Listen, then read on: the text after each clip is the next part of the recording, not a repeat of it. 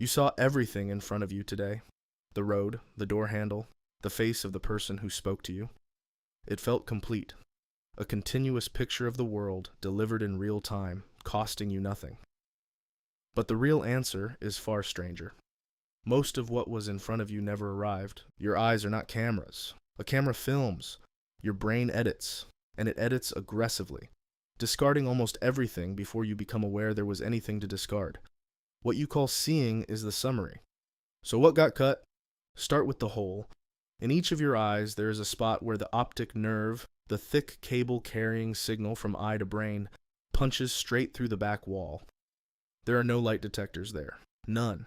Every second of your life, you have had a blank patch in your vision roughly the size of 9 full moons, and you have never once seen it.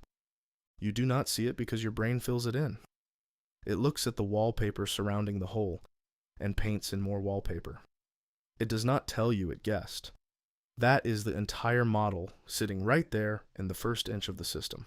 When data is missing, invent something plausible and forward it with no warning label. The hole has been there since the day you were born. Nobody has mentioned it, including you. Now the movement. Your eyes do not glide across a scene. They jump 3 or 4 times a second in fast flicks called saccades. Roughly 150,000 of them between waking up and going to sleep tonight. During each jump, the image on your retina smears into useless blur. Your brain solves this by switching vision off mid-flick and stitching the before and after together. Have you ever glanced at a clock and thought the second hand froze? That is the stitch. Your brain covered the gap by stretching the first thing it saw afterward backward in time. You can test the shutdown yourself tonight in a mirror. Look at your left eye, then your right eye, back and forth. Someone standing beside you will watch your eyes swing across. You will never catch them moving, not once. So the equipment has a hole in it and shuts down several times a second. This was never a problem in tall grass. The system was built to hold one shape steady, while everything around it stayed a rumor. It still works exactly that way, which is why it spent your morning holding a phone perfectly steady and filing the entire room under rumor. Which brings you to the gorilla. In 1999, Daniel Simons and Christopher Chabris filmed a group of students passing basketballs, then sent a colleague in a full gorilla suit walking straight through the middle of the game. The gorilla stops. It turns to face the camera and beats its chest. Then it walks off, having stood in plain view for 9 seconds. Viewers were told to count the passes. Around half of them never saw the gorilla. Not blurred, not half noticed. Absent. Their eyes were pointed directly at it. Their attention was somewhere else. And attention is what decides. When the tape was played back, people insisted a different video had been swapped in. Do you think you would have caught it? Attention has a second failure, and it is worse.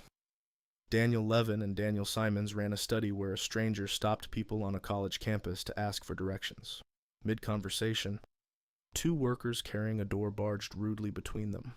Behind the door, the stranger traded places with a completely different man. Different height, different clothes, different voice. Roughly half the people finished giving directions to someone they had never met. Your ancestors used this same filter to hold one animal in a moving herd for 6 hours without losing it. You have used it to look directly at your keys. This is where it stops being a flaw. Your eyes gather an enormous flood of raw signal every second, and your conscious awareness handles a trickle of it. A brain that tried to deliver all of it would deliver nothing usable in time. Time is the whole point. A warning about a predator that arrives late is not a warning. So the system does something cheaper.